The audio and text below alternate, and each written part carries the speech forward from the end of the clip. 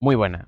Hoy quiero hablar de las mejores lecturas de 2024 y sé que hay muchos vídeos y por eso quiero hacerlo muy fácil, muy sencillo, sin que tampoco enrevesar demasiado.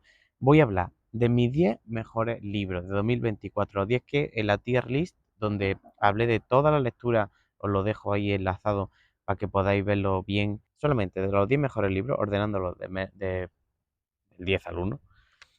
Tres razones por las que para mí han sido tan buenos. Yo soy Fran, bienvenido a Lector Reseña.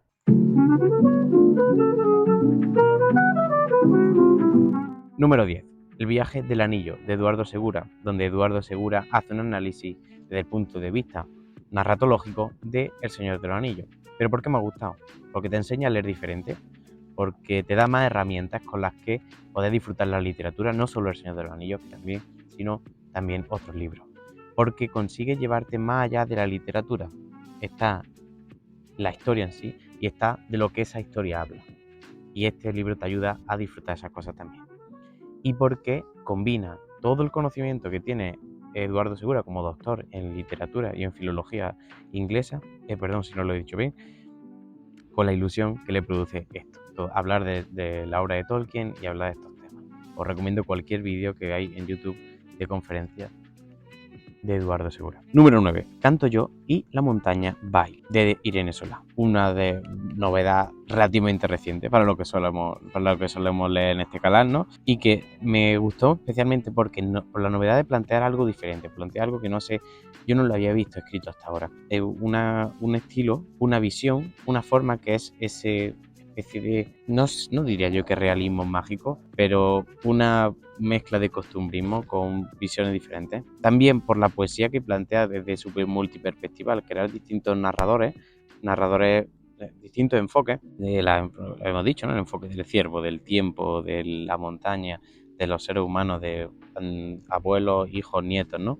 Todo esto hace que tenga una multiperspectiva y sea un multinarrador que ya de por sí es muy poético. Y entonces consigue meterlo en esa prosa de una forma muy inspiradora, la verdad. Es que realmente bonito de leerlo. Y después, por otro lado, concretamente la simpleza y la fuerza que consigue en su primer capítulo. Ese primer capítulo me parece el mejor elegido de todos los que tiene para que sea el primero, la verdad. Por eso, porque es muy simple, incluso una narración como imitando un estilo como si fuera para niños, pero hay bastante profundidad ahí. Número 8. El lobo estepario de Hermann Hesse. El lobo estepario de Hermann Hesse está aquí porque su estructura interna supone un viaje, una prospección cada vez más profunda hacia el subconsciente de Henry Heller. Es un camino en el que vamos entrando progresivamente más y más en ese subconsciente, en conocer a ese lobo estepario. Como sabemos, el lobo estepario trata de la historia de Henry Heller, una persona abatida que cree que él no está hecho para vivir en sociedad y que comienza un proceso de conocimiento de sí mismo a través de unos documentos que se va encontrando, donde se narra esa historia. Y ahí vamos entrando cada vez más y más y más. Esa estructura te ayuda a ver cómo cada vez entras más en un mundo onírico. Además, el extrañamiento que sufre el lector, porque tú vas entrando progresivamente y vas entrando cada vez en cosas más raras para lo que es nuestra normalidad, de forma que vas acomodándote a esa realidad cada vez más y es parte de la experiencia, ¿no? Y por otro lado, el diálogo que tú mantienes con el texto y contigo mismo. Forma ahí una tríada, un trílogo entre el texto, tú y tú mismo, que hace que cada vez que te va el texto hablando tú vayas respondiendo. El fallo de Antonis Samarakis, número 7. El fallo cuenta la historia de una persona que es detenida de repente, sin más explicación. Él dice que es inocente y no está realmente nervioso porque dice que se va a resolver esto rápidamente porque él es inocente, que es simplemente un malentendido. ¿Quién está mintiendo? Está mintiendo el que es arrestado, está mintiendo la fuerza de la autoridad. Nos metemos en un juego que es lo que hace, una de las cosas que hace que hizo que fuese una de las razones por las que está aquí. El juego al que te lleva con los engaños de quién está mintiendo. El juego del fallo te invita a que entres tú en eso de quién me está engañando y quién está mintiendo en cada momento y que intenta adivinar en cada momento cuál es la verdad. Por otro lado, la velocidad progresiva que adquiere. Al principio una novela lenta y árida y bastante anodina, pero está hecho así porque es lo que está intentando todos los implicados que piense la otra parte, y de ahí nos vamos adentrando cada vez en una espiral más acelerado hasta que llega a su resolución.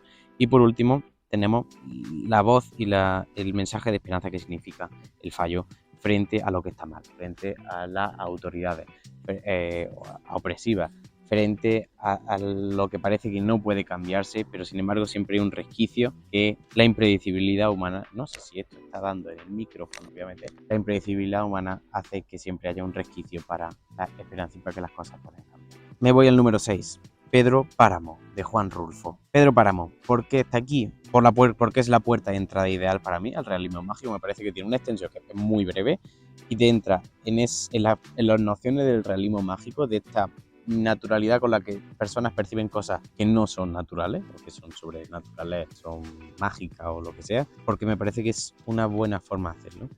Porque a ti, al igual que nos pasaba antes, te lleva a un proceso de qué está pasando aquí, poco a poco te va enterando de qué va pasando y esa experiencia en tan pocas páginas es muy impotente. También por la imagen que consigue transmitir de una Comala seca, sin esperanza alguna, no sé, árida, como que allí no puede crecer nada, y también por la denuncia del caciquismo y de las fuerzas vivas del régimen, ¿no?, que pueda haber en ese México y que consigue, que consigue transmitirte eso, que nada va a cambiar y que al final hay ciertas fuerzas que no pueden alterarse allí y que solamente pues la muerte será lo que lo cambie, ¿no? La muerte de en este caso Pero bueno, esa imagen del caciquismo. Número 5. El proceso, de Franz Kafka. El proceso cuenta la historia de cómo Joseph K.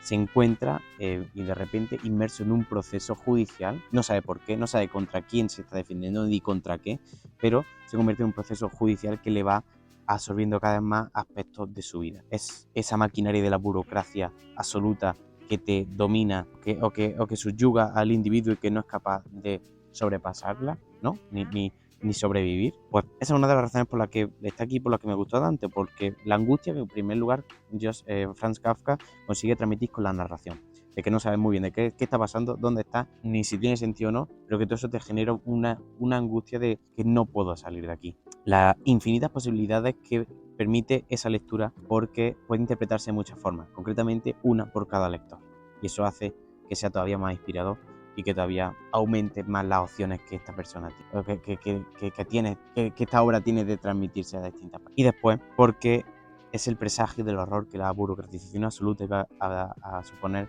años después, bajo las maquinarias autoritarias. Número 4. Don Quijote de la Mancha, de Miguel de Cervantes. Leerlo fue toda una experiencia, era una cosa pendiente y fue como leer la Ilíada, la Odisea, ¿no?, que hay que hacer en algún momento. Y está aquí porque por el papel que juega la historia de la literatura, y entonces leerlo me ha hecho sentir en ese papel, en ese que formo esta parte de esta historia de la literatura y que ahora comprendo muchas más cosas antes y después de lo que se escribía en ese momento, ¿no? Y como lo que se ha escrito después por Bebe también aquí. Y por qué es en ese momento tan trascendental y tan rompedor. Después tenemos también porque al terminar, cuando uno termina de leerlo, empieza un nuevo camino como lector y ya digo, ya no lees igual porque ya ves de dónde vienen las cosas, de dónde vienen esas inspiraciones, esos narradores, ese enfoque, porque todo tiene un origen, entonces ya no vas a leer igual si sabes de dónde viene. Y por otro, por las bofetadas que es capaz de dar al lector moderno, ¿no? 400 años después puedes seguir dando bofetadas y puedes seguir inspirando, puedes seguir explicándote cosas, puedes seguir haciendo que te indigne o que te pueda ayudar a gestionar pues, la realidad. Nos vamos a un momento. Número 3. ¿Por qué se rompió Estados Unidos? Una explicación de la polarización en Estados Unidos de Roger Senserrich. Aquí Roger Senserrich hace un ensayo de una retrospectiva de cómo ha evolucionado Estados Unidos a nivel electoral y político y por qué, y un análisis de cómo es el sistema estadounidense electoral y qué hace todas las cosas, el sistema mediático, etcétera, la explicación de cómo se ha podido llegar al nivel de polarización actual, ¿no? Y su tesis es que Donald Trump no es una cosa anómala, sino que es la consecuencia de un proceso que lleva mucho tiempo dándose. Y entonces eso es una de las cosas que me gustó. La retrospectiva electoral que hace, de forma que te hace todo ese resumen de la historia, de una cosita así, te lo hace de una manera muy amena y te pone muy bien en el contexto para que entienda mucho más. El análisis sistémico que hace para explicar la situación actual, de forma que no entra en discursos baratos, no sé, en discursos sobre simplistas de estamos en una guerra cultural, no sé qué, no, o en teorías filosóficas extrañas, hace un análisis politológico de estas son las estructuras, estas son las instituciones que existen, estas son las leyes, este es el proceso de elección de esto es la forma de financiación, todo eso tiene consecuencias, genera incentivos en los sistemas para que haya una u otras actuaciones y eso hace que haya estos resultados. Es análisis sistemático, sistémico porque es en relación al sistema y sistemático porque tiene una metodología en lo que trae unas respuestas que pueden acercarse dentro de todo lo que se puede acercar a las ciencias sociales a lo empírico. Y por último, por la cercanía que consigue, ¿no? De un tema que en principio pues, tiene una parte de investigación y tiene una parte más más académica, pero consigue llevártelo a un lector, de forma que cualquier persona interesada en historia de Estados Unidos o en actualidad puede estar interesado en esto y no tiene que ser que te interese masivamente la política. Nos vamos ya a los dos últimos, que los disfruté tanto. El 2, Vida de los 12 Césares, de Suetonio. Llena un vacío muy importante de conocimiento, que todavía no me faltaba el conocimiento de los romanos. O sea, ahí había cosas que yo no sabía, se me estaban perdiendo. Yo tenía los emperadores reliados, no los tenía ordenados, yo quería saber esto y conocer cosas que uno no sabe y que después además ve, porque ¿por qué pensamos en el Imperio Romano? Pues ¿por qué? ¿En qué vas a pensar si no en el Imperio Romano? Es literal, pienso semanalmente en el Imperio Romano y tiene un sentido, porque es que está en nuestro día a día, en nuestra vida, en nuestra cultura, hay muchísimas referencias. Y ahí voy con la segunda razón, porque hay como este libro, 12 Césares de Suetonio, donde Suetonio hace una biografía de los 11 primeros Césares más Julio César y te explica, hace esa biografía un poco a veces truculenta, un poco anecdótica también, y eso hace que veas cómo cómo asiste a la construcción de la imagen del poder, de la imagen mítica de los emperadores romanos y de cómo esa imagen nos ha llegado a nosotros y nosotros tenemos una visión de quién era Nerón, Calígula o Claudio o Julio César y de qué representan esos emperadores, independientemente que haya o no tergiversación histórica. Pero asiste a esa construcción, porque después no cuenta cómo progresivamente se van convirtiendo en emperador, pero no entra en las causas. Muchas veces cree que es personalista, que es porque eran estas personas, y no entra en las causas de cómo